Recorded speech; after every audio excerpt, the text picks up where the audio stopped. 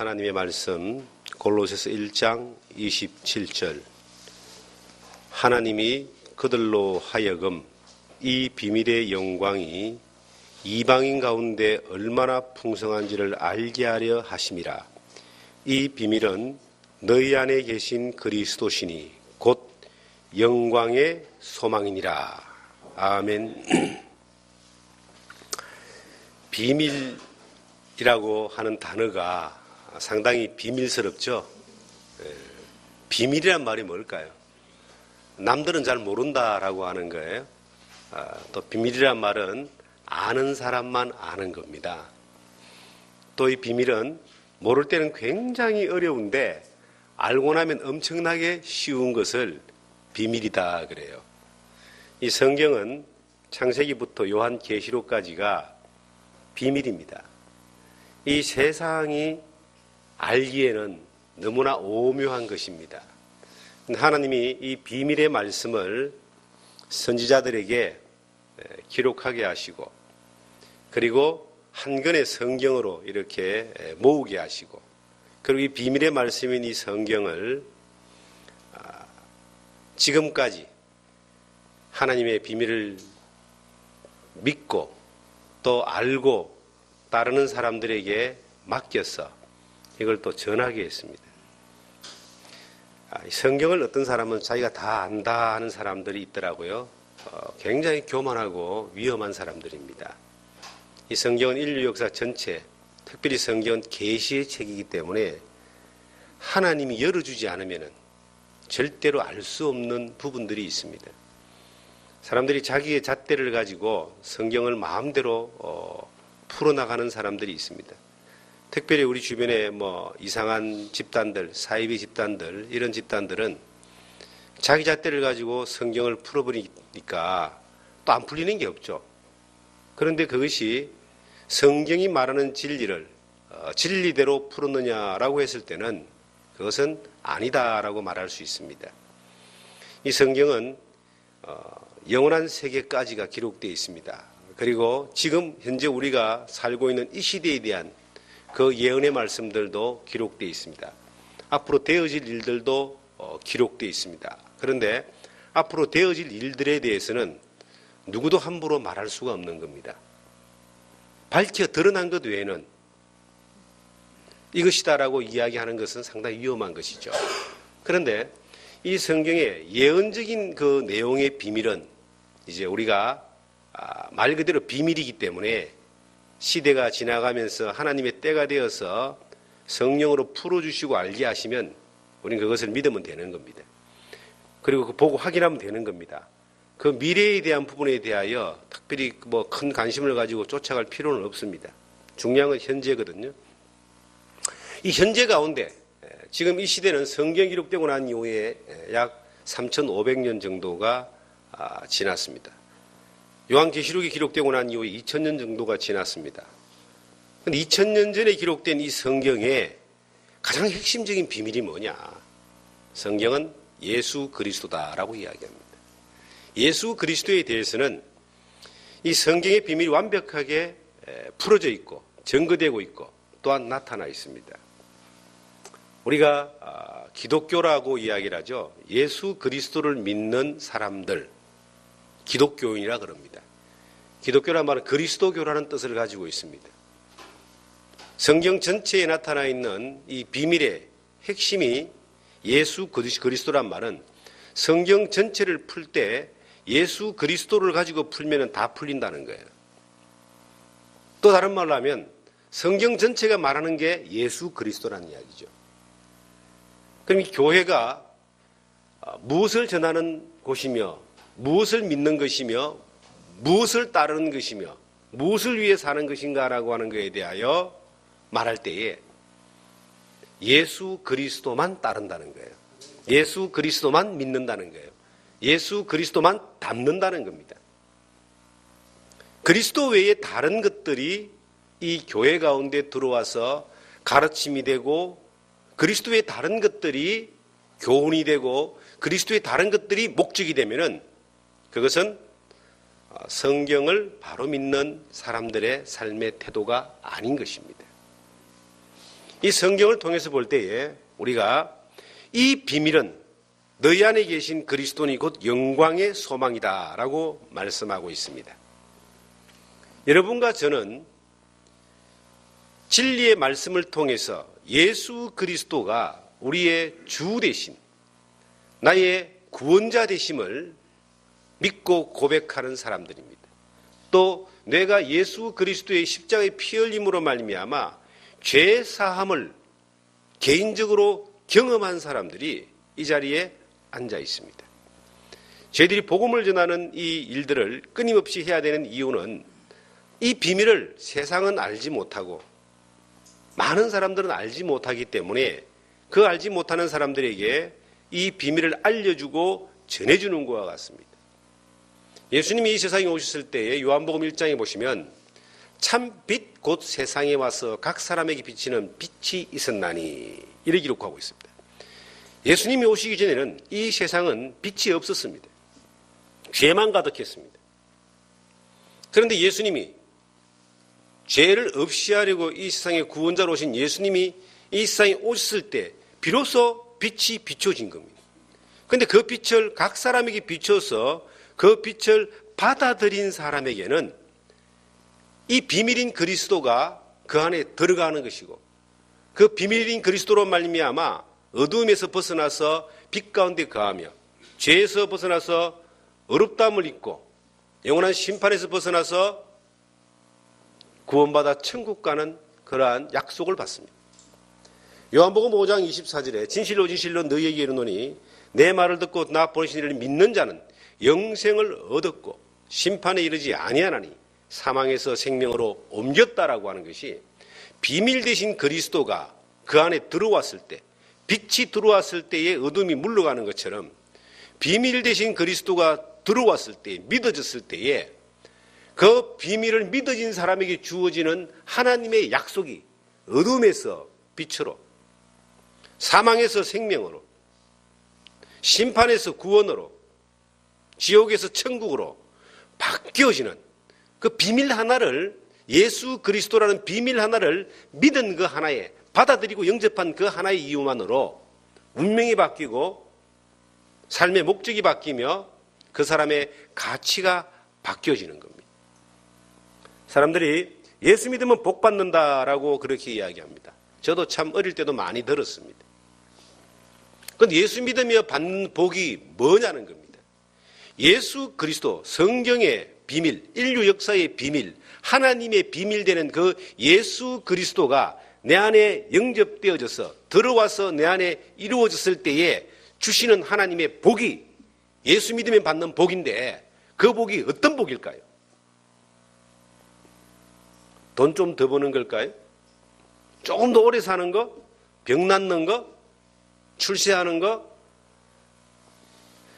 하나님이 예수 믿으면 예수로 말미암아 주고자 하는 그 복은 그러한 시시한 것이 아니고 잠깐 있다가 사라지는 것이 아니고 있어도 되고 없어도 되는 그런 것이 아닙니다.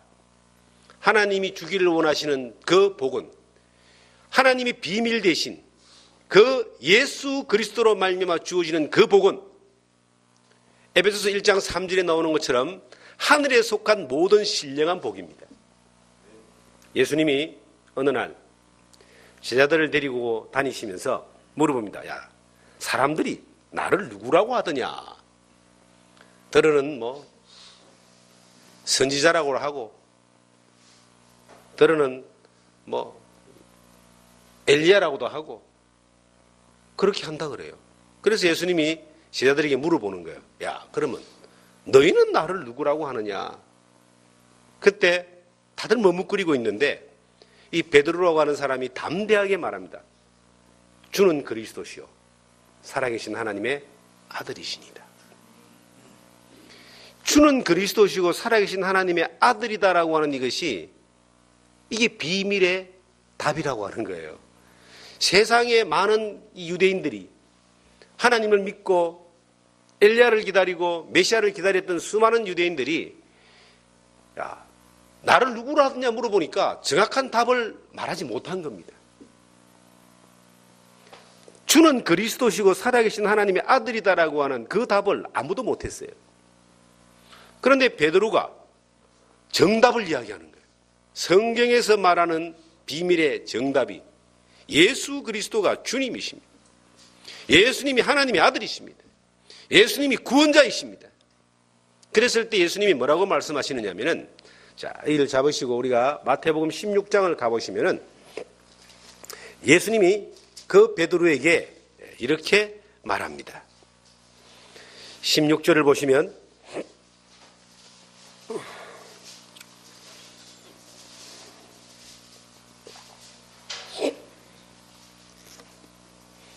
시몬 베드로가 대답하여 이르되 주는 그리스도시요 살아계신 하나님의 아들이시니다.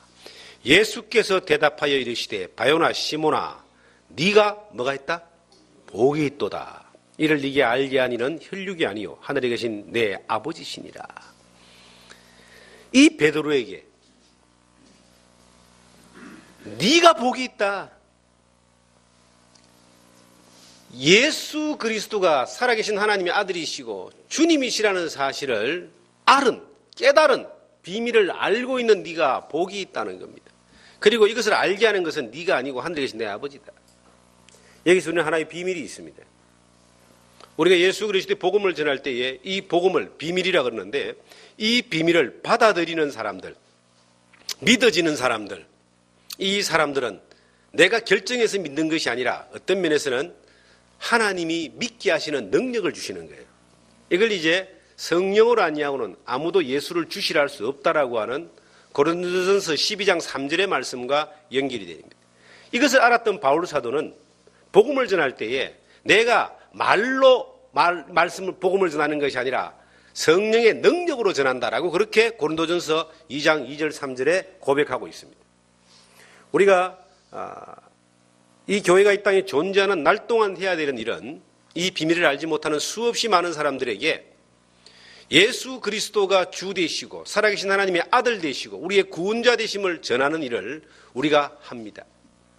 우리가 이 땅에 이 선한목자 교회가 존재하는 가장 중요한 이유 가운데 하나가 그 복음을 전하는 일을 위하여 귀한 통로로 사용되기 위하여 그 일을 수행하고 그 명령을 따라 말씀을 전하는 일을 하기 위하여 이 선한목자 교회가 이 땅에 존재합니다. 아직도 수없이 많은 사람들은 이 비밀을 알지 못하는 거예요. 예수 그리스도를 만나거나 본 사람들은 수없이 많지만 그 예수 그리스도가 구원자 되신다는, 예수 그리스도가 내 죄를 사해 주시는 주님이 되신다는 사실을 자기 자신이 그리스도를 영접한 사실이 없는 사람들이 너무나 많이 있다는 거예요. 그들을 향하여 이 비밀을 알지 못하는 사람들에게 정확한 해답을 알려주는 일을 하는 사람들이 여러분과 저입니다. 유대인들은 하나님을 참 잘 믿었습니다. 그래서 그들은 예수님 당시에도 민족적인 자부심이 있었어요. 우리가 아브라함의 자손이다. 그때 예수님이 그들을 두고 말하기를 너희는 너희 아비 마귀에게서 났다. 요한복음 8장 43절에 나오는 말씀입니다. 너희가 내 말을 깨닫지 못하는구나, 알지 못하는구나 하시면서 너희는 너희 아비 마귀에게서 났다라고 말합니다. 육신적으로 아브라함의 혈통으로 태어나고 하나님을 잘 믿었다 할지라도 그 예수 그리스도라고 하는 비밀을, 주는 그리스도시요 살아계신 하나님의 아들이라고 그 정답을 말했던 베드로처럼 그 정답을 알지 못하기 때문에 늘 이게 안개 속을 걸어가는 것처럼 신앙생활이 자신이 없는 겁니다. 늘 길을 모르고 헤매는 것처럼 여기 갔다 저기 갔다 분주하게만 사는 겁니다. 늘 소경처럼 더듬어가면서 어디 가면 복을 줄란가 싶어서 더듬으면서 사는 거예요. 수많은 종교는 소경이 소경을 인도하는 것이라고 말하고 있습니다. 소경이 소경을 인도하면 둘 다 구덩이에 빠진다고 기록되어 있습니다. 비밀을 깨달았다는 말은 눈을 떴다는 말이에요. 우리가 눈을 떴기 때문에 눈 감은 자들에게 눈을 뜰 수 있는 곳으로 인도해야 됩니다. 예수님은 소경 바디무에 눈을 띄워주셨고 실리아 목가에서 날 때부터 소경된 사람의 눈을 띄워주었습니다. 우리가 직접 눈을 띄워주지 못하지만 눈을 띄워줄 수 있는 예수님에게 데리고 오면은 그 비밀을 깨닫게만 하면 우리와 똑같이 눈을 뜰 수가 있습니다. 사는 사람들을 한번 보십시오. 내가 이 복음의 비밀을 깨닫고 난 이후에 세상을 바라볼 때에 이 세상에 살아가는 사람들은 마치 소경들이 어딘가를 향해서 계속 찾아가는 것과 같습니다. 잠깐 있다가 사라지는 소망 없는 것들을 향해서 너무나 많은 사람들이 시간과 삶을 허비하고 살고 있습니다. 그러면 그들을 향해서 우리가 해야 될 일이 뭐냐면은 영원한 가치가 있는 것들, 하나님이 기뻐하는 것들에 대하여 정확하게 증명하고 증거하여서 그리스도에게로 인도하여 눈을 띄워주게 하는 이것이 우리의 일입니다. 예수님이 야 복이 있다라고 이야기했던 그 베드로를 지명해서 복이 있다라고 했던 그 복이 뭐냐면 그 비밀된 예수 그리스도를 아는 것이 복이라는 이야기입니다. 그 복이 곧 천국 가는 거예요. 그 복이 영생을 얻는 겁니다. 영생은 유일하신 하나님과 그의 보내신 자를 아는 것이다. 그 예수 그리스도를, 그 비밀된 예수 그리스도를 알 때에 진정한 복이 오는 겁니다. 우린 그 복을 가진 사람들이에요. 이 성경 전체를 통해서 예수 그리스도가 증명되지 않는다면 이것은 기독교가 아닙니다.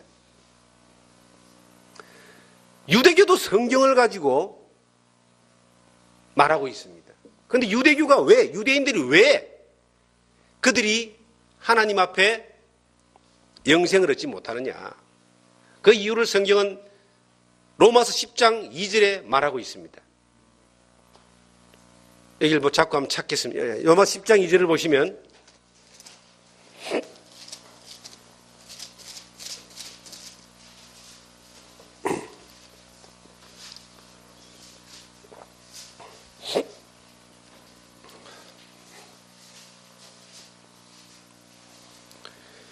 내가 정언하노니 그들이란 말은 유대인들이 이 말입니다. 하나님께 열심히 있으나 올바른 지식을 따른 것이 아니니라. 하나님의 뭘 모르고 을을 모르고 자기 을을 세우려고 힘써 하나님의 을을 복종하지 아니하였느니라. 왜 유대인들이 하나님께 열심히 있는데 그들이 저주를 당하고 멸망을 당하고 지옥을 갈까요?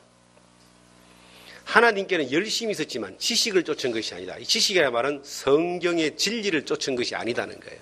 이 성경의 진리는 율법적인 열심이 인생의 문제와 죄의 문제를 해결하는 것이 아니라 하나님의 의, 예수 그리스도로 말미암아 이루어지는 십자가 위에서 해결되는 죄사함의 능력을 통해서만이 죄가 해결되어지고 그 일을 하시는 분이 바로 예수 그리스도가 핵심이라는 겁니다. 열심히 있다고 천국 가는 게 아니에요. 그 열심히 어떤 면에서는 천국 못 가게 하는 지름길이 될 수도 있습니다. 이걸 성경은 자기의 의라고 하는 거예요. 인간은 자기의 노력과 열심과 행위로 죄를 갚을 수 있는 사람이 아무도 없습니다. 특별히 죄를 안 지어서 천국 갈 사람은 더더욱이나 없습니다.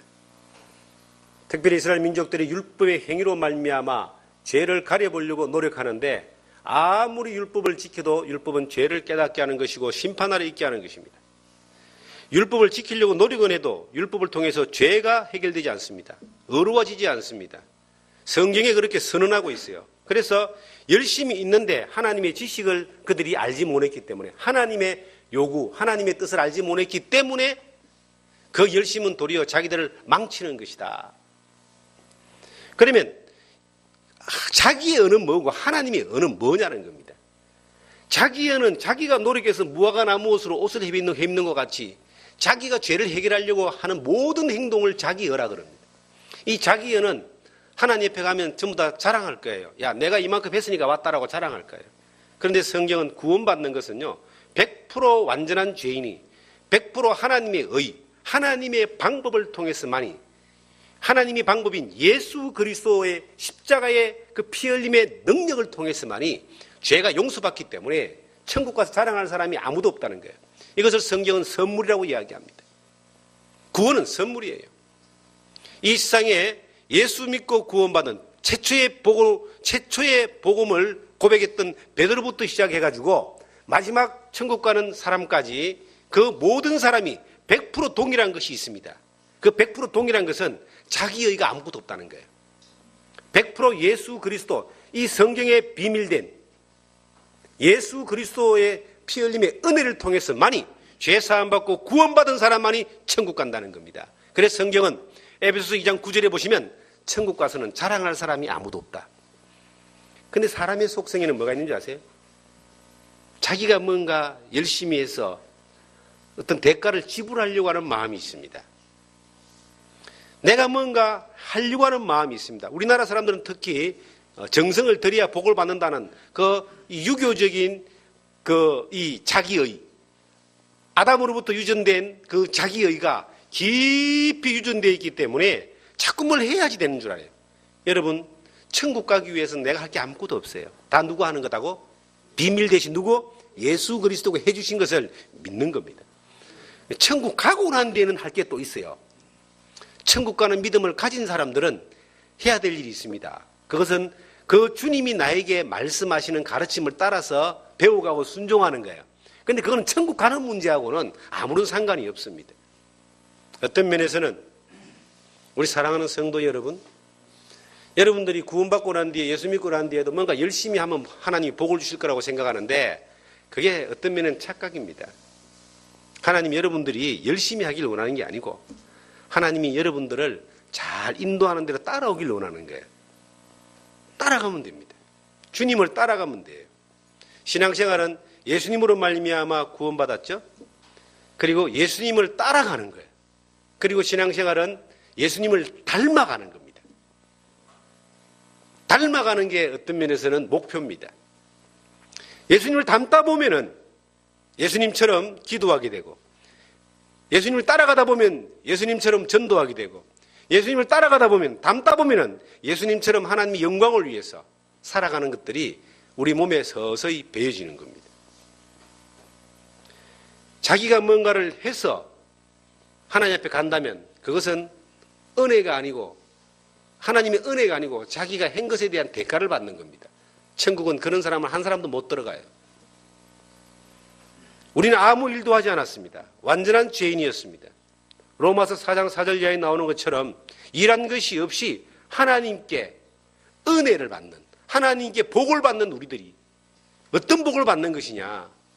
죄 없다 함을 받는 복을 받는 겁니다. 하나님이 허물을 용서해 주는 복을 받는 겁니다. 사랑하는 성도 여러분, 사람들은요, 교회에 와서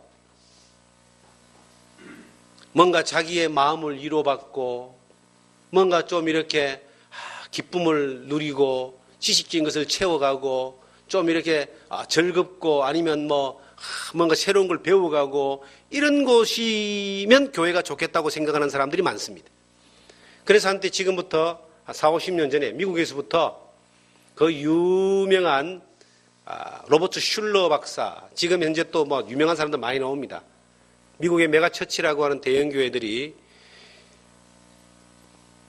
사람들을 이렇게 모아서 그 사람들에게 위로를 하고, 그리고 그 사람들을 긍정의 마인드를 주고 축복의 마인드를 주고, 그리고 복을 받는 것들로 이렇게 딱 만들어 가다 보니까 이게 이제 교회가 커져가긴 커져갔는데 중요한 것은 뭐가 빠져버렸느냐? 예수 그리스도가 없어요. 복음이 없어요. 없다라고 하면 좀 어폐가 있겠죠.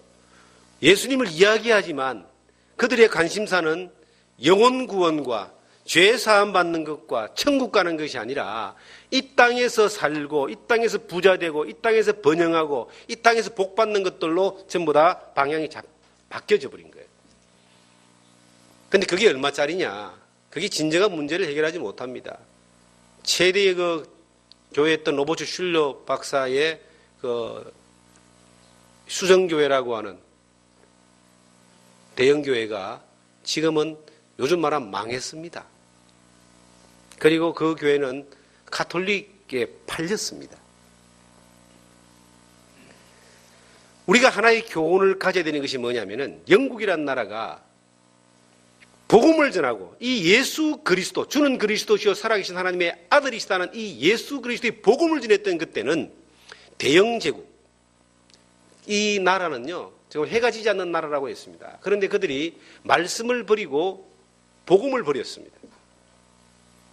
번영만을 쫓아가고 인권을 좋아하고 사회의 이 평화만을 좋아하다가 지금 영국은 기독교 인구가 10%는 그냥 5%도 안 된다 그럽니다. 그 역사적인 위대한 교회들이 지금 디스코텍이나 술집이나 모슬림의 모스크나 회교 사원으로 바뀌고 있다라고 그렇게 지금 계속 뉴스가 들어오고 있습니다. 미국이란 나라가 또 이 청교도 이 국가로서 전 세계 가장 많은 선교사를 보냈던 나라입니다. 지금부터 50년 전 정도 흘러가면. 그런데 이 나라가 어느 날, 이 나라는 정말 학교마다 아침에 예배가 있었고요.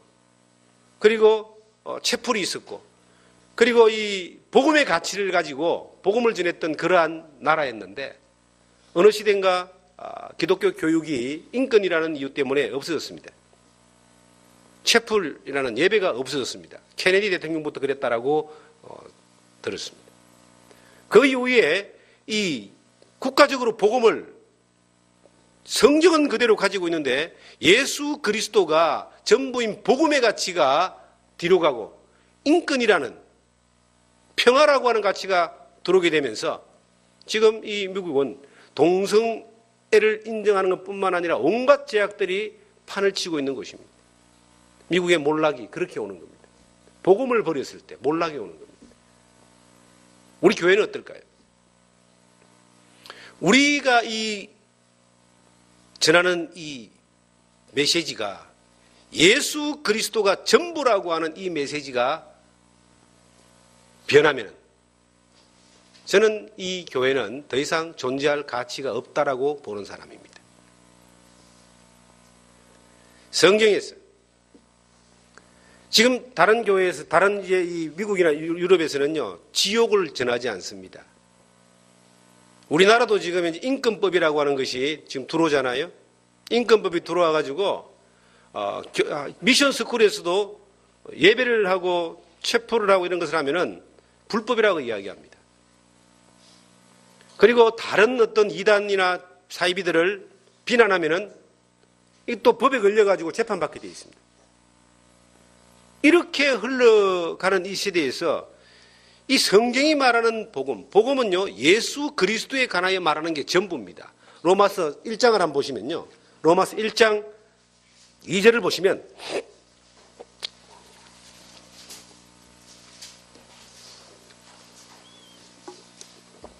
이 복음은 하나님이 선지자들을 통하여 그의 누구에 관하여?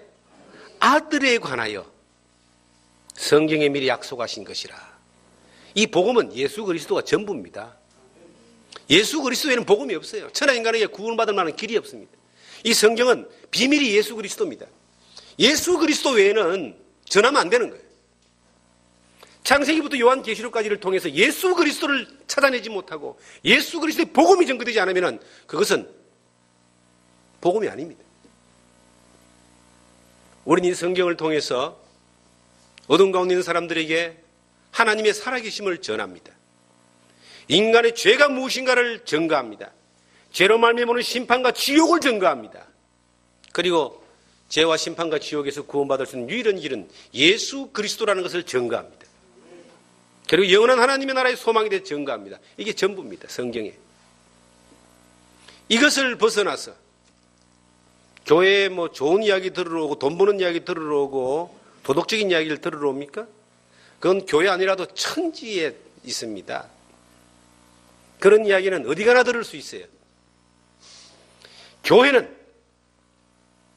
오직 예수 그리스도만이 증거돼야 됩니다.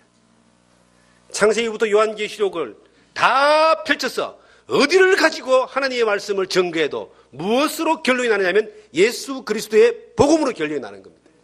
이 성경이 비밀이니까 비밀의 열쇠이기 때문에 이것이 성령의 능력으로 말미암아 우리를 감동시키고 우리를 변화시키고 우리를 하나님의 사람으로 만들어가고 하나님의 말씀을 전하게 하는 그 성령의 능력이 서임받는 그러한 역사에 현장에 우리가 있게 하는 겁니다. 이것 외에 다른 건요. 다른 것 하면 더 쉬워요, 사실은. 다른 거는 다 책을 보거나 무엇을 보거나 얼마든지 갖다가 쓸 수 있도록 다 되어 있습니다. 그런데 이 복음만큼은 뭐냐면 비밀이에요. 이 비밀을 알고 있는 사람은 보이는 거예요. 여러분들도 성경을 볼 때에 어디를 펼쳐놓고 봐도 예수 그리스도가 보이지 않습니까? 비밀이 눈이 띄어졌기 때문에 보이는 겁니다. 바울 사도는 서신서 가운데서 로마서와 갈라디아서와 에베소서를 특별히 이 복음에 대한 내용으로 서신을 썼습니다. 그런데 그 갈라디아서와 에베소서를 보면은 로마서는 이 복음의 핵심에 대한 내용들을 자세하게 정리해서 기록한 것이고요. 이 갈라디아서는 바울 사도가 복음을 전해가지고 갈라디아 교회가 이렇게 딱 형성이 됐는데 이상하게 바울이 지나가고 나는 자리에 복음이 아닌 다른 것들을 들고 들어와가지고 복음을 방해하는 세력들이 들어온 거예요. 갈라디아 교회 같은 경우는 이제 할례라고 하는, 야, 복음을 깨달아도 예수를 믿어도 유대인의 전통처럼 할례를 행해야 된다, 그래야 된다라고 하는 이 할례를 통한 율법주의자들이 들어왔습니다. 그들을 성경은 거짓 선지자다, 거짓 선생이다, 이렇게 바울이 말했습니다. 예수 그리스도의 다른 것을 전하는 사람은 전부 다 뭐라고요? 다 거짓말쟁이들이에요. 성경 그렇게 말하고 있어요. 성경 갈라디아서 한번 보겠습니다. 갈라디아서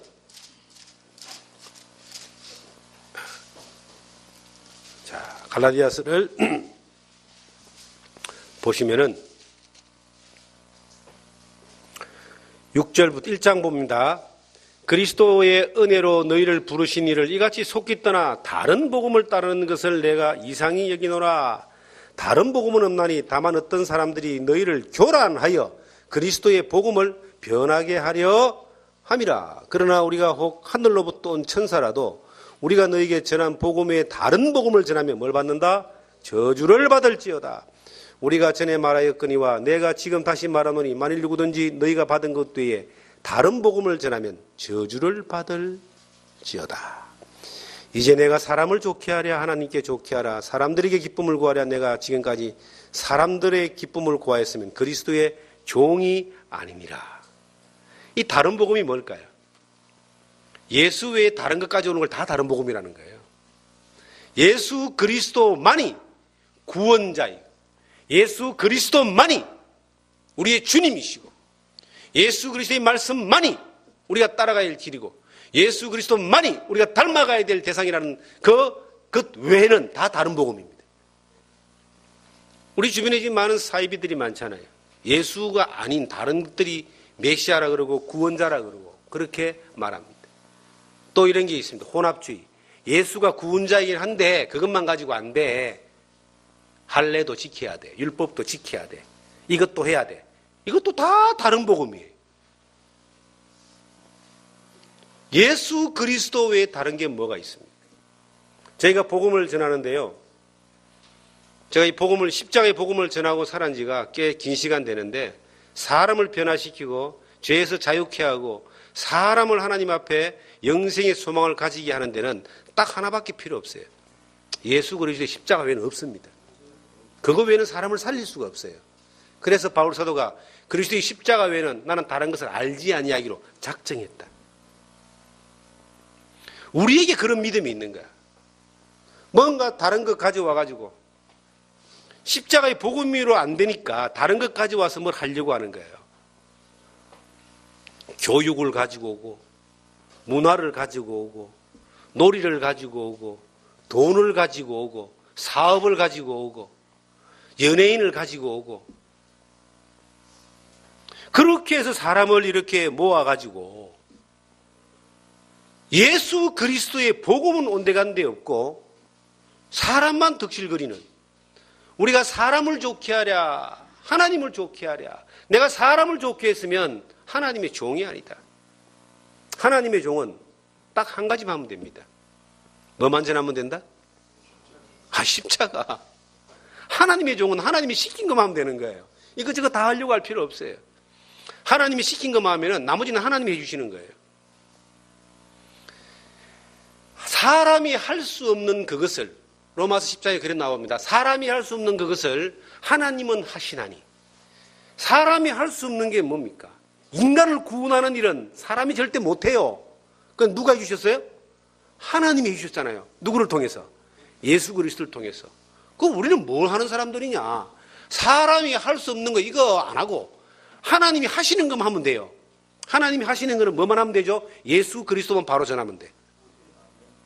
이 교회가요, 예수 그리스도만 바로 전하는 교회가 있다면은 예수 그리스도만을 증거하고 하나님의 종으로 사람을 좋게 하지 않고 다른 것들이 종이 되지 않는 그러한 무리가 있다면은 하나님은 그 무리들을 쓸 수밖에 없습니다. 우리 교회가 그런 무리가 되기를 원하는 겁니다. 우리 교회는 그런 무리입니다. 저는 그 일을 지금까지 해왔고 앞으로도 할 거예요. 사람이 많이 모이고 작게 모이는 게 난 그렇게 중요하지 않다고 봐요. 우리 교회는요, 사이즈가 적기 때문에 많이 모여도 문제예요. 많이 전해가지고 바깥으로 이 믿음 안에 제대로 세워서 바깥으로 보내야 됩니다. 예수님이 12명을 데리고 다니면서 3년 반 동안 가르쳤는데 예수님의 관심은 오로지 이르진 영혼을 살리는 거였습니다. 그런데 그들을 살려서 다 데리고 다니지 않았어요. 살려서 다 보냈습니다. 12명은 3년 반 동안 같이 있었어요. 왜? 제대로 가르쳐서 보내려고. 제대로 배워서 보낼 사람들은 여기 머물러 있다가 가면 되고, 그렇지 않은 사람들은 구원받고 다 예수 믿고 다 보내면 되는 거예요. 어차피 이 세상에서 우리가 만들어 놓은 어떤 건물이나 사람은요, 세상에서만 필요하지 주님 앞에 가면 아무런 소용없어요. 주님 앞에 가면은 오직 예수 그리스도로 말미암아 죄 사함 받은 사람들만 있는 겁니다. 우리가 누구를 좋게 하고 무엇을 좋게 하기 위해서 살고 있느냐? 이 세상에 살아가는 그 방식들이 우리의 교회 가운데 들어와서 다른 복음으로 자리 잡아버리면 복음의 역사는, 성령의 역사는 끝나버려요. 하나님의 이 복음은 너무나 순수한 것이기 때문에 섞이지 않습니다. 복음과 은혜가, 율법과 은혜가 섞일 수가 없고요. 빛과 어두움이 같이 할 수 없고요. 하나님의 진리의 말씀과 이 어그러진 말들이 함께 갈 수가 없는 거예요. 그걸 섞어서 가면은 보기는 좋아 보일지 몰라도 이것은 하나님의 방법이 아닙니다. 하나님은 무교절날 누룩 없는 떡을 먹으라 그랬어요. 누룩이 없다는 말은 그게 꿀도 섞지 말고 소금도 섞지 말고 아무것도 섞지 않아요. 누룩이 없다는 말은 가루를 빻아서 쪄서 떡을 만들면요, 아무런 맛이 안 나는 거예요. 음식을 먹는데 정말 이 조미료와 감미료와 소금 같은 것이 얼마나 중요한가라고 하는 것은 주부들이 다 알잖아요. 나물을 무쳐도 소금이 안 들어가면 맛이 없죠. 생선을 구워도 소금 간이 없으면 이거는 뭐 아무 맛도 없잖아요. 그런데 주님의, 하나님의 교회는 그 맛이 없는 것이 좋은 거예요. 세상에 맛있고 달콤한 것이 아니라 오직 맛이 없는 것, 하나님의 맛만 나는 것, 거기에 우리가 익숙해져야지만이 됩니다. 이 교회가 역사 가운데서 항상 교회는 이 다른 복음을 가지고 침투하고 다른 복음으로 어그러뜨리는 존재들이 늘 들어왔어요. 교회가 늘 문제가 생기는 거예요. 복음이 전해지는 교회는 항상 마귀도 함께 들어와서 난리를 피기 때문에 이게 항상 영적으로 깨어있고, 그래서 더 많이 기도해야 되고 더 민감해야 되는데, 어떻게 하면은 그러면 그 마귀의 공격을 이길 수 있느냐? 어떤 방법이 있을까요? 저는 바울 사도의 방법을 봅니다. 바울 사도가 문제만 생기면 편지를 썼어요. 갈라디아 교회에 편지를 쓰고 고린도 교회에 편지를 썼습니다. 그 선편지가 성경이에요. 그럼 갈라디아 교회와 고린도 교회와 이 문제가 많은 교회에 쓴 편지의 문제 해결의 핵심이 뭔지 아세요? 따라해봅니다. 문제 해결의 핵심은 복음이었다. 복음이에요, 복음. 이 갈라디아 교회가 문제가 생기니까 바울 사도가 딱 편지를 썼는데 뭐였냐? 복음을 이야기한 거예요, 복음을. 복음으로 돌아가라. 복음으로 바로 세워지면 그 문제 해결할 수 있다. 고린도 교회가 굉장히 문제가 많았어요. 그런데 고린도 교회에 문제가 생겼는데 문제의 이 슈퍼마켓과 같이 다양한 문제가 고린도 교회 가운데 있었습니다. 음란의 문제, 당파의 문제, 개인의 어떤 그 문제, 예배 가운데 어떤 문제, 성찬의 문제, 별 문제가 다 나왔는데 그 문제의 해답이 뭐였냐? 바울 사도는 그리스도의 십자가 외에는 전하지 않는다. 바울이 갈 수가 없었어요. 바울이 갈 수가 없어서 바울이 누구를 보냅니다. 성경 고린도전서를 한번 보겠습니다. 고린도전서를 보시면은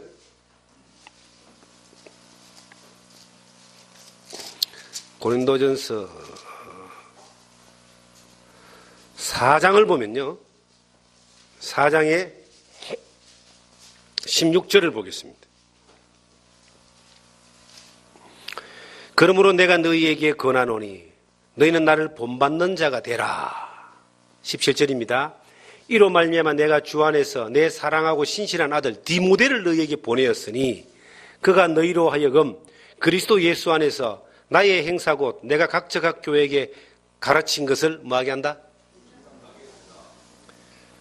고린도 교회의 수많은 문제를 접하고 난 뒤에 바울 사도가 복음을 다시 한번 일깨워 줍니다. 2장 3장 쭉 보시면요. 그러고 난 뒤에 나를 본받는데 나를 본받아라. 바울을 복음만을 위해 살았던 이 바울을 본받아라. 그러고 난 뒤에 내가 못 가니까 누굴 보낸다고요? 디모데를 보낼게. 디모데가 가서 뭘 하느냐 하면은 바울이 가르친 것을 생각나게 한다. 그럼 바울이 뭘 가르쳤죠? 바울이 뭘 가르쳤어요? 복음입니다. 복음.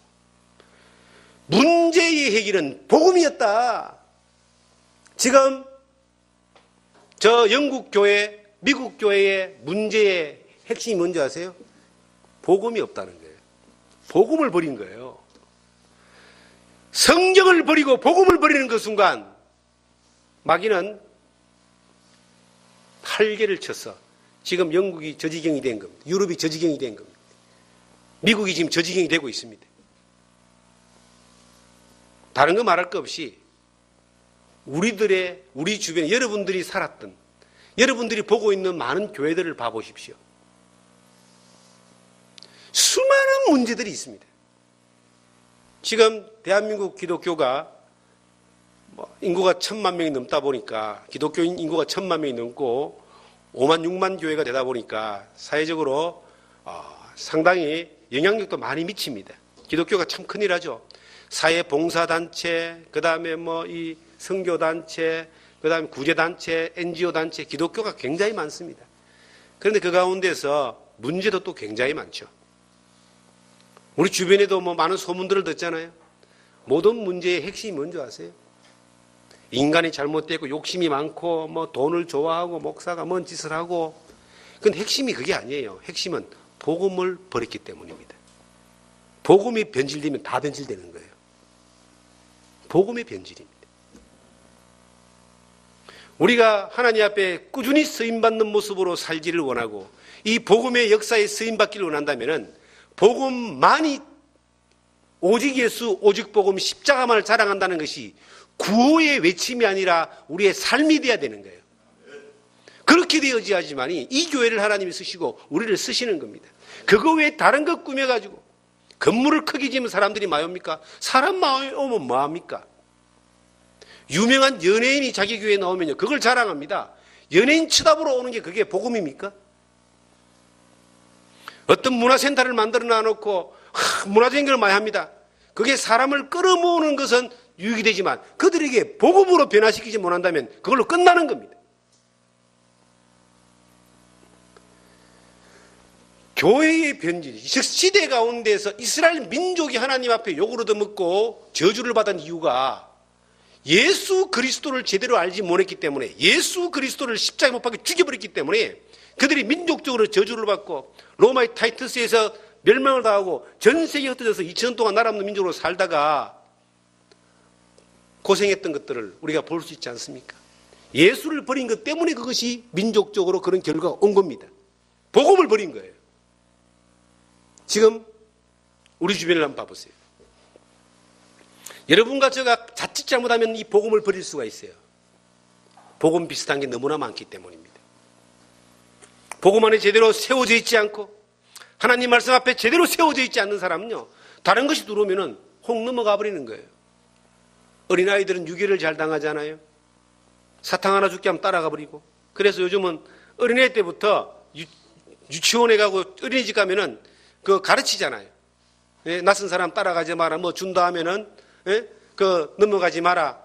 혹시 네 몸에 손을 대면은 괌을 질러라. 이런 것들 막 가르치잖아요. 왜냐하면 어린아이는 지각이 잘 없기 때문에 분별을 못합니다. 우리가 하나님의 말씀에 경험이 없고 말씀 가운데 제대로 배우지 못하면은 넘어갈 확률이 많습니다. 이게 뭐가 뭔지 잘 분별을 못하는 거예요.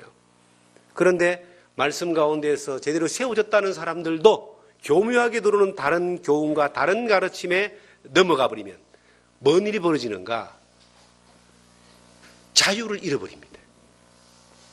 여러분과 제가 예수를 믿는다는 말은요, 진리를 알지니 진리가 너를 뭐하게 한다? 자유. 무슨 자유입니까? 영원한 천국 가는 데에 더 이상 내가 필요한 것이 없는 완전한 자유입니다. 이 마스터 키라는 게 있어요. 호텔 같은 데 가면요, 방마다 다 이게 키가 있는데 딱 하나만 가지고 있으면 모든 방을 다 열 수 있습니다. 이 마스터 키라 그럽니다. 우리가 가지고 있는 이 예수 그리스도의 천국 복음, 생명 복음은 모든 문제를 해결하는 마스터 키입니다. 천국 가는 것까지가 완전한 자유인데 뭐가 더 필요하겠어요? 그런데 이 자유를 빼앗길 수 있어요. 다른 복음이 들어오면, 다른 것들이 들어오면 자유를 빼앗기는 거예요. 이 자유를 빼앗기면 복음을 못 전하게 되어 있습니다. 갈라디아서 5장을 보시면은, 갈라디아서 5장을 한번 찾아보겠습니다. 5장 1절부터 보시면은, 그러므로 그리스도께서 우리를 뭐하게? 자유롭게 하려고 자유를 주셨으니 그러므로 굳건하게 서서 다시는 뭐를 매지 마라? 종의 멍에를 매지 마라. 이거 굉장히 중요한 말씀이에요. 종이란 말은 시킨 대로 하는 걸 종이라 그래요.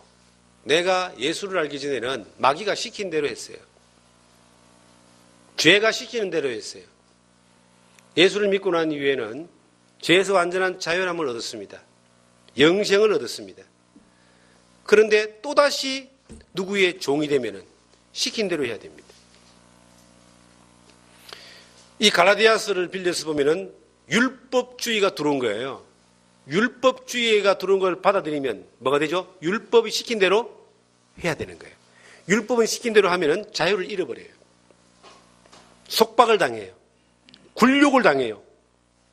그런데 이 자유는 하나님이 모든 영역에서 우리에게 주셨습니다. 복음을 가지고 내 안에 복음이 내가 들어와서 나를 자유롭게 했는데 나에게 또 다른 것이 들어와서 나를 짓누릅니다. 그게 사람이 될 수도 있고 권력이 될 수도 있고 물질이 될 수도 있고 율법이 될 수도 있고 어떤 다른 이상한 교리가 될 수도 있습니다. 여러분, 교회를 나오는 사람들이 착각하는 게 있어요. 목사가 여러분들의 주인쯤 되는 줄로 생각하는 사람들이 있어요. 목사를 하나님의 종이라 그럽니다. 그럼 여러분들은 하나님의 종들의 종입니까? 그래요? 그렇게 생각하면은 이제 이 복음이 주신 자유에서 벗어나서 목사의 뭐가 된다? 종이 되는 거예요. 그게 억압이라고 하는 겁니다. 여러분들은 목사의 종이 아닙니다. 저도 하나님의 종이고 여러분도 뭐라고요? 하나님의 종인 거예요. 제가 하나님을 바라보는 것처럼 여러분도 똑같이 하나님을 바라보는 겁니다. 종교라고 하는 것은 이 세상 모든 종교는요, 하나님, 신과 사람 사이에 뭐가 있냐면 사람이 있습니다. 그래서 이 토속신앙은 샤먼, 무당이라 그러죠. 모든 그 토속신앙 보면 무당이 있어요. 그런데 또 다른 고등 종교들도 신과 사람 사이에 중간에 뭐 신부가 있든지 중이 있든지 목사가 있든지 아니면 뭐가 있든지 다 갖다 붙여놓는 거야. 그 단계를 이 사람을 거쳐서 신에게 가는 거예요. 그게 이제 종교라고 하는 겁니다. 근데 내가 딱 예수를 믿고 난 이후에 예수 그리스도가 나의 주인이 되고 난 뒤에 내가 하나님 사이에 나와 하나님 사이에 중간에 사람이 필요하잖아요. 필요 없어요. 하나님과 사람 사이에 중보는 예수님밖에 없어요. 그게 자유라고 하는 겁니다. 그런데 사람들이 자기의 신앙이나 모든 걸 사람한테 의지를 하려고 그래. 물론 우리가 함께 같이 제가 앞선 사람으로서 목회하는 사람으로서 하나님 말씀을 대언하고 전하고 조금 먼저 아는 사람으로서 길을 가르쳐주고 보여주고 함께 격려하고 위로하고 가르치고 그리고 기도하고 하는 걸 할 수 있습니다. 그렇다고 해서 제가 여러분들 위에 있는 것이 아니라 옆에 있는 겁니다. 뭔 말인지 이해되십니까? 만약에 여러분들 위에 누군가가 있으면 그것이 바로 거기에 종이 되는 거예요. 자유를 잃어버리는 겁니다. 그 사람 눈치 봐야 되니까. 하나님 앞에서 그리스도를 믿는 믿음 안에서 내가 자원하는 심령으로 자유로운 믿음으로 신앙생활하는 것이 아니라 목사 눈치 보고 목사 잘 보이려고 하고 목사한테 눈두상 찍으려고 하고 이렇게 돼버리는 거예요. 그럼 누구의 종이 되는 거예요? 하나님은 그걸 원하지 않습니다. 거기에서 자유, 성경에 종의 멍에를 매지 마라. 율법의 멍에를 매지 않는 것뿐만 아니라 내 위에 누군가가 있는 것을 만들지 말라는 겁니다. 목사도 만들지 마세요. 목사도 하나님이 허락하셔서 함께 지내는 형제 자매입니다. 목사가 신분이 높은 게 아니에요. 직분, 교회 안에서 맡겨진 포지션이 목사지 신분이 한 단계 높은 것이 아니고 여러분 위에 있는 존재가 아니라는 겁니다. 어느 누구도. 옆 동네 가면은 그 교황이 있잖아요. 단계가 복잡합니다. 거기는 교황 밑에 추기경도 있고요. 그 다음에 또 주교도 있고 신부도 있고 막 단계가 너무 복잡해요. 다 누구의 종이 되는 겁니까?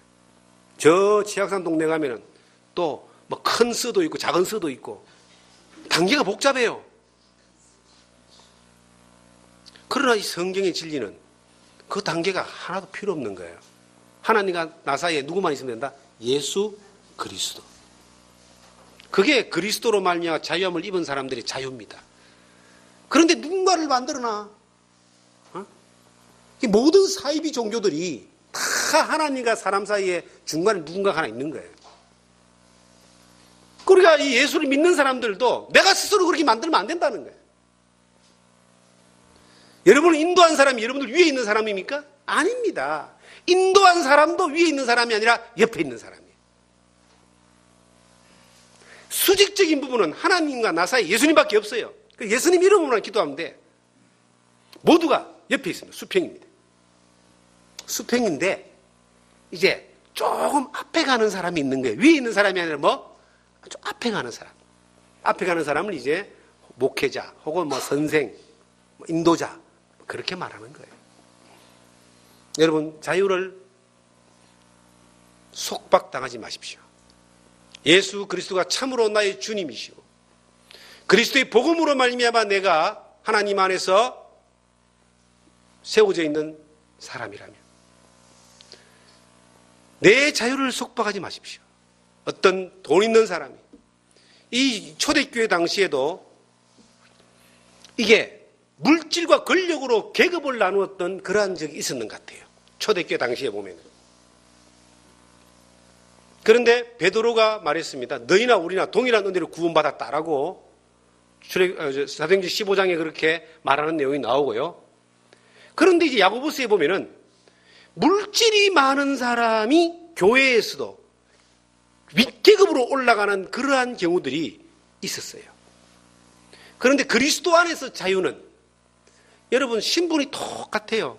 물질은 있다가 사라지는 겁니다. 권력도 있다가 사라지는 겁니다. 지식도 있다가 사라지는 겁니다. 우리 교회 안에 만약에 예를 들어서 원주에서는 시장이 제일 높다 칩시다. 시장이 옵니다. 시장에 와서 예수 믿고 구원받습니다. 그 사람은 바깥에 나가면 시장인지 몰라도 이 안에 들어오면 뭐가 되죠? 형제 자매입니다.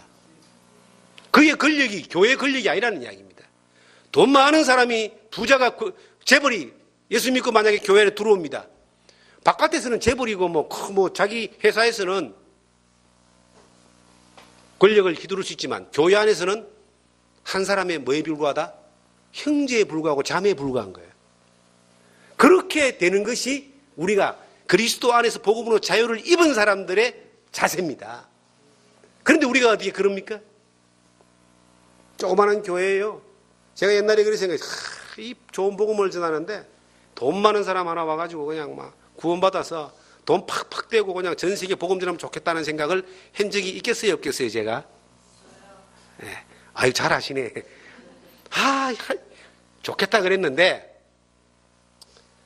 그게 사람 생각입니다. 사람이 믿음 안에서 성숙한 사람은 하나님이 주신 물질을 가지고 하나님이 주신 것으로 정말 믿음으로 헌금하고 드려서 복음을 전할 때는 아무런 문제가 없어요. 그런데 세상 구조가 돈 많은 사람을 교회 자체가 사람들 자체가 높이 평가하고 좋게 평가하고 크게 평가하고 그렇게 하다 보면은 그 사람들이 자기도 모르게 뭐가 돼요? 높아져 버리는 겁니다. 이게 뭐 권력이 있는가 그렇게 생각합니다. 그리고 이제 나는 세상에 살다 보니까 성경 말씀이 하나 깨달아진 게 있어요. 알았는데 깨달아진 게 있어요. 하나님이 말씀했습니다. 마태복음 6장에 하나님과 재물을 겸하여 섬기지 못한다 그랬거든요. 다른 말로 하면 예수님이 말씀하시기를 하나님하고 돈하고는 권력이 똑같다는 거예요. 예수님이 그렇게 말씀했어요. 하나님과 재물하고 사람들이 볼 때는 권력을 똑같이 보는 거예요. 둘 중에 하나를 선택할 수 있을 만큼 재물도 권력이 크다는 거예요. 돈 있는 사람은 그만큼 권력이 높은 거예요. 세상에 제일 잘난 질이 돈질이랍니다. 저희 집에 그 형이 한 분 계셔요. 내 형이 한 명 있는데, 이제 그 형이, 어저께, 금요일 날, 토요일 날 우리 집안 모임이 있어가지고, 원주에서 모였습니다. 식구들 다 모였어요. 근데 거의 뭐 모이고 하는 데에 뭐 비용을 그 형이 다 됩니다. 형이 다 되는데요. 저는 뭐, 그냥 꼽사리 끼는 게 별로 싫어가지고 그만큼은 못 돼도 그냥 그 반쯤은 됩니다, 제가. 그런데 친척들 10몇 명 있으면요. 뭐 힘 딱 들어가 있어요. 물론 뭐 인정합니다. 제가 인정을 하는데 저렇게 이 좋은 일을 하고 선한 일을 하지만 본인이 안 그러려고 하지만 몸에 뭐가 딱 배어 있는 거야, 이게. 딱 배어 있는 거예요. 그래서 딱 지나고 나면 이제 우리 집안들이 모이면은 일단 기본이 예배입니다. 예배를 딱 드리면 또 누가 또 잡고 있죠? 제가 또 쫙 이렇게 가는 거예요. 근데 세상은 이게 우리를 자꾸 종으로 만들려고 하는 어떤 것이 자꾸 들어오는 거예요. 권력이나 돈이나. 성경 야고보서는 그것을 정확하게 지적하고 있는 거예요, 그걸. 야고보서를 한번 찾아보겠습니다. 2장을 보시면, 야고보서 2장을 보시면,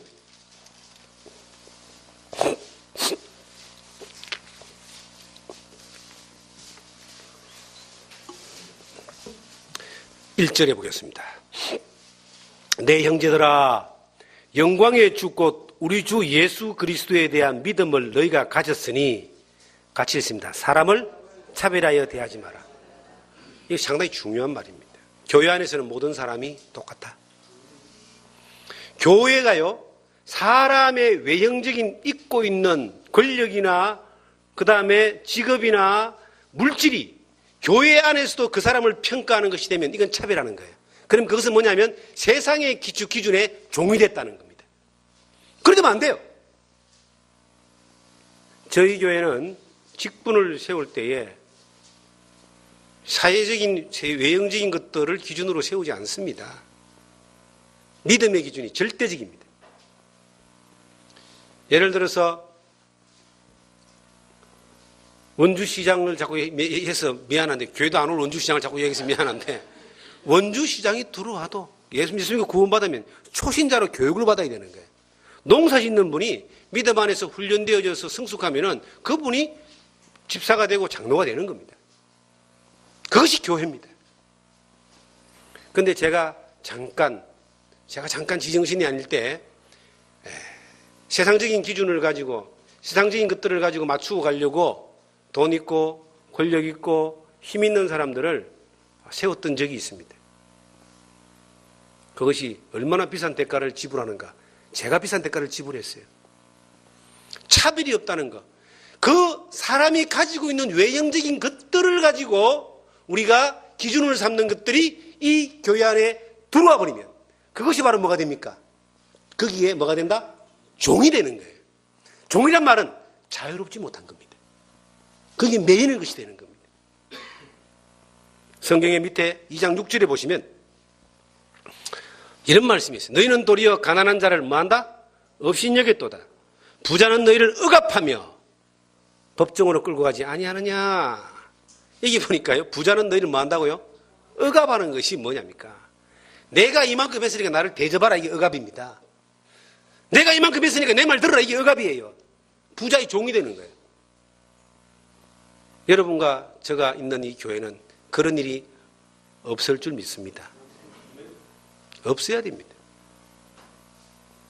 그리고 우리는 예수 그리스도 안에서 부자를 존중하죠. 부자를 업신여기거나 부자를 제약시하면 안 됩니다. 하나님이 부를 누리기 위해서 허락하셔서 주신 부자인데 업신여기거나 할 필요 없어요. 존중하고 존경할 뿐이 있으면 존경해야 됩니다. 그리고 권력 있고 많이 배우고 하는 사람들이 있으면 존중하고 존경해야죠. 그런데 그 밑에 쫄면서 벌벌거릴 필요는 없다 이 말이에요. 그도 한 사람의 뭐다? 성도다. 맞죠? 어떤 권력 있는 사람이 저 북한 가면은 권력을 가지고 있는 사람이 야, 내 밑에서 발발 기어라고 말할 수 있어요. 그런데 대한민국에서 그랬다가는 난리 납니다. 요즘 우리나라 저 대한민국에 권력 가지고 휘두르다가 지금 난리 난 사람들 몇 사람 나오죠. 교회는 특별히 그러면 안 되는 거예요. 모든 사람을 가난한 자나 부자나 많이 배운 사람이나 적게 배운 사람이나 모든 사람을 뭐한다? 존중하고 귀하게 여기고 차별 없이 대하고 복음으로 대하는 거예요. 그러면 은혜가 됩니다. 그리고 그 외의 사람들, 그 위에 있는 사람들을 향하여 우리가 똑같이 대하는 거예요. 그게 교회입니다. 그래서 우리가 어느 누구의 어떤 상황에서도 뭐가 돼서는 안 된다? 종이 돼서는 안 된다. 복음이 이 교회를 지배해야 되고 우리의 삶이 복음이 지배해야 됩니다. 교회의 모든 문제는 복음의 변질에서 오는 것이고 교회의 모든 문제는 복음을 향하여 등을 돌렸을 때 오는 거예요. 그래서 우리는 이 예수 그리스도의 복음만을 전하고 그 복음만을 위하고 복음이 우리의 기준이 되고 십자가가 기준이 되고 그 십자가를 따라 사는 것이 이것이 우리 전부가 되어야 된다. 그렇게 되면요. 하나님이 일 안 할래 안 할 수가 없죠. 하나님 일하기에 딱 좋은 도구니까. 그래서 우리가 어떤 삶을 결정할 때에 이게 복음이라고 하는 것을 딱 넣어놓고 결정하는 잣대를 재는 거예요. 저는 그렇게 잽니다. 내가 좀 얼마나 편하게 살 것이냐, 얼마나 많은 걸 가질 것이냐, 얼마나 누릴 것이냐, 어떻게 나에게 유익이 올 것이냐, 이게 결정의 기준이 아니고 이 복음이라는 가치의 기준이 모든 삶의 결정의 기준이 될 때 좀 변질되지 않고 바로 갈 수 있다.